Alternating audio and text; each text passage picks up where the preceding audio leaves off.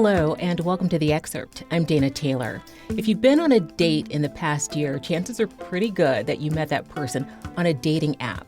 In fact, 3 in 10 adults have used dating apps to meet someone. If you're under 30, that goes up to half. Whether you use Tinder, Bumble, or Hinge, using dating apps can be a frustrating process. Photographs are easily doctored to hide flaws. DMing can feel endless. Plus, why invest all that time and energy only to find out later that the vibe in real life is missing?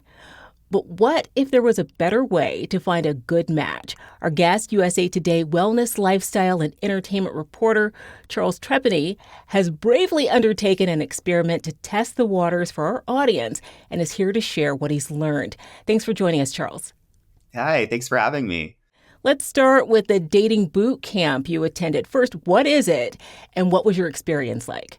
So the dating boot camp was held by a dating coach named Amy Chan. She's also an author. It was here in LA in Topanga, right outside the city. It was definitely an experience. It was about like 13 people at this gorgeous, gorgeous villa. It's a weekend long. A single room cost $4,000. A double room cost $2,500. So it wasn't cheap at all. It was definitely a very luxurious experience. And this boot camp really was a boot camp. It was nonstop classes, various teachers, various experts coming in. They covered everything from how to have the most attractive dating app profile to how to create chemistry on a first date, how to hit on somebody in person. It was truly a whirlwind. And I think I learned a lot.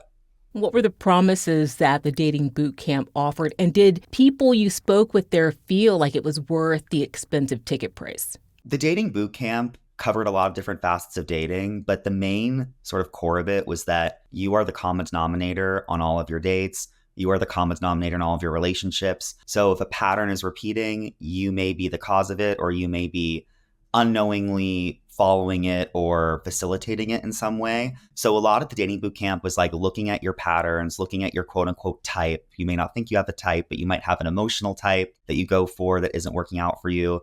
And to see, is that serving you? Is it not? And how you can change.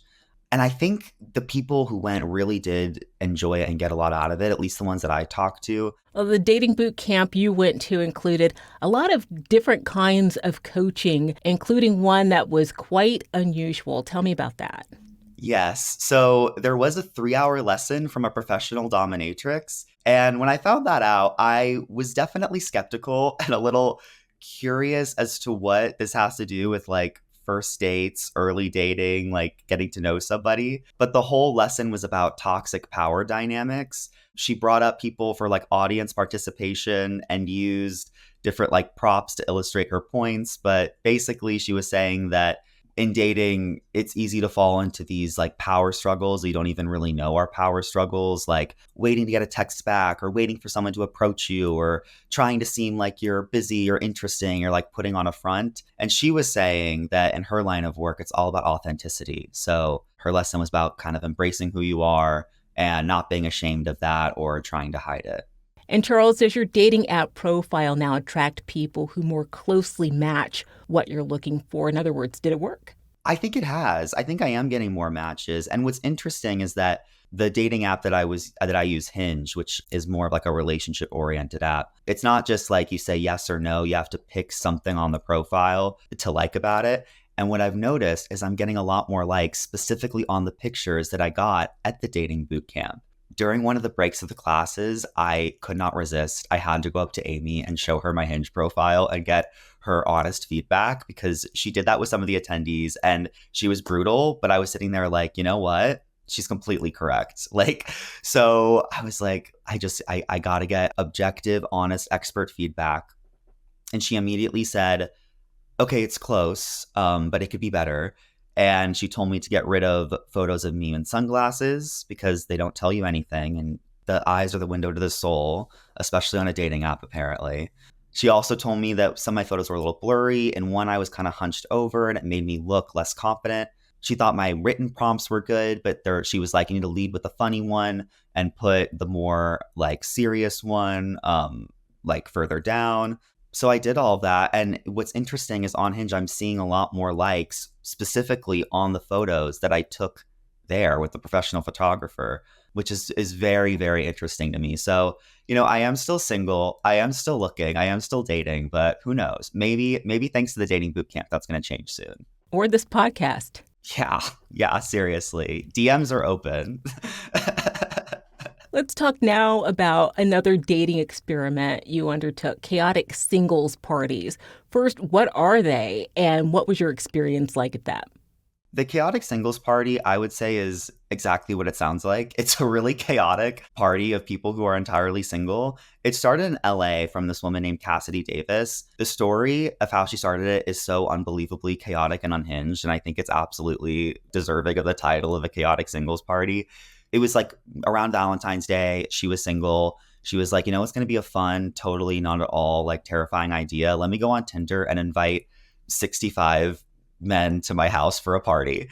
Basically, the point of the party was her and her friends each had to find somebody on a dating app to bring, and they'd all be single, and it'd just be a big Valentine's Day party. But she got nervous nobody would show up and ended up giving out her address to tons of like strangers on the internet. But nobody stole anything. Nobody got kidnapped. So she said it was a success. But that sparked this idea because she documented that party on TikTok, got tons of views, tons of attention, and people wanted to do it themselves. And so now she has this whole business where she goes around the country throwing these chaotic singles parties. They started off where in order to go to the party, you had to bring somebody you met on a dating app. Now they vary. I mean, there was one party she was saying where guests left with free vibrators. The one I went to was a cocktail making class, and we had these questionnaires like, find someone who looks like your ex. So, it definitely was chaotic. It definitely was fun. I had a great time. I didn't meet anybody romantically there, but I definitely made some friends. And I think what was interesting to me about the chaotic singles party was it was at a bar in LA and everyone was friendly, which isn't always the case at bars in LA.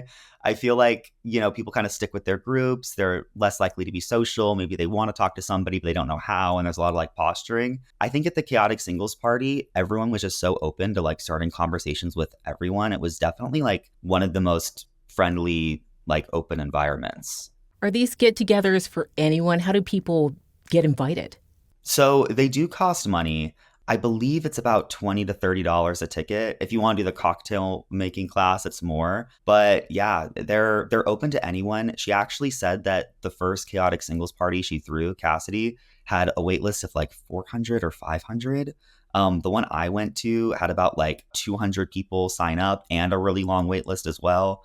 So anybody can go. You just have to follow her on Instagram, follow the chaotic singles party on social media, and they'll post the next city they're going to and the next event that they're doing. And are they successful? Yeah, Cassidy said that she's proof. I mean, she met her current boyfriend at that very first chaotic singles party way back in the day, back in her apartment. And some people I talked to there have said that they've met people they've gone on dates with. I didn't personally meet anybody who's like currently in a relationship, but they all love to go and they also all love to make friends and be social. And so they say that as long as you go with the expectation that at the very least you'll meet interesting people and have good conversation, it's a success. You also tried speed dating recently. Charles, you must be tired. I'm exhausted. I'm exhausted. Speed dating is something that came into popularity in the mid-90s, almost 30 years ago, which is now making a comeback. What is it, and how was your experience with that? Speed dating is making a comeback. What's interesting to me is it's making a comeback specifically among younger people and Gen Z. I interviewed people who are quite young and they're just over the apps. They don't want to meet people through a screen. I also gave it a try after writing that article. And it was cute. It was fun. I also thought it was kind of hilarious that I was like, oh, I'm done with dating apps. It's so unnatural and awkward. You know what's not going to be unnatural and awkward? Sitting at a restaurant in Hollywood with strangers coming in and someone ringing a cowbell every 7 minutes to signal the next date. But it was good. Everyone there, again, was super, super, super nice. I got a couple matches from there, so I'll follow up with them and we'll see about going on a real date. The thing about speed dating is that it really is like speed dating. You have 7 minutes, and by the time you get through the how are you, what do you do, where are you from, the date's kind of over. So I would be interested in a speed dating event where there was like a prompt that was a little bit deeper where you can kind of like just get into those conversations, and all those other kind of like biographical details can just come out later. It sounds awkward. Why do you think people find speed dating so appealing? I will say there's like an efficiency to it that you don't get on the apps because, like you said earlier, you can match with somebody on an app, text for days, have this idea in your head about who they are and like how you get along and what your chemistry is online. And then you meet in person. And I really do think you know pretty much in the first 5 minutes if there's a vibe.